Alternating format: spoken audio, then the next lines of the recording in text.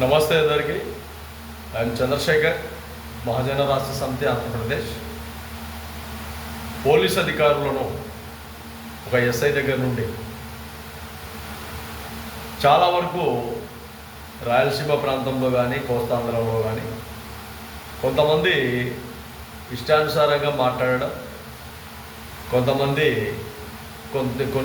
పోలీసులకు ఒత్తాసుగా మాట్లాడడం, కొంతమంది చాలా వరకు పోలీస్ డిపార్ట్మెంటు పూర్తిగా ఇబ్బందులు చేస్తుంది అని అనడం, కొన్ని విషయాలలో అవి రాజకీయ విధానం.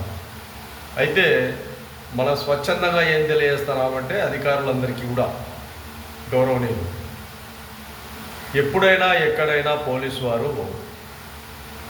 వారు ఉంటేనే అంతో ఇంతో ప్రజాస్వామ్యం ఇంకా బతి ఉంది.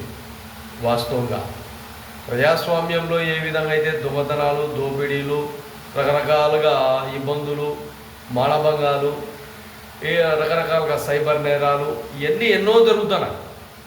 వీటి అన్నీ ప్రతి ఒక్క విషయాన్ని ప్రజలకు అండదండగా నిలబడేది పోలీస్. ఈ వ్యవస్థను ఆ వ్యవస్థలో ఎక్కడో కొంత పొరపాట్లో ఇంకోటో ఉంటాయి. అవి వాస్తవాలు, అది అధికారులకు కూడా తెలుసు.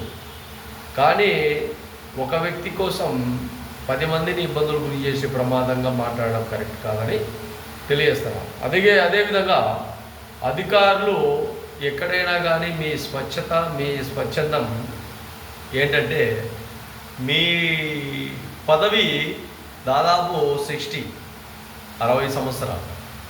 ఈ 60 సంవత్సరాలలో ఎన్నో విధాలుగా ఓర్పు, నేర్పులు, సహనాలతో ఎన్నో విధాలుగా క్రైమ్ విషయాలలోనో ఇంకోటి సివిల్ విషయాలనో ఎన్నో విధాలుగా మీరు చవి చూసుంటారు ఇట్లాంటివన్నీ.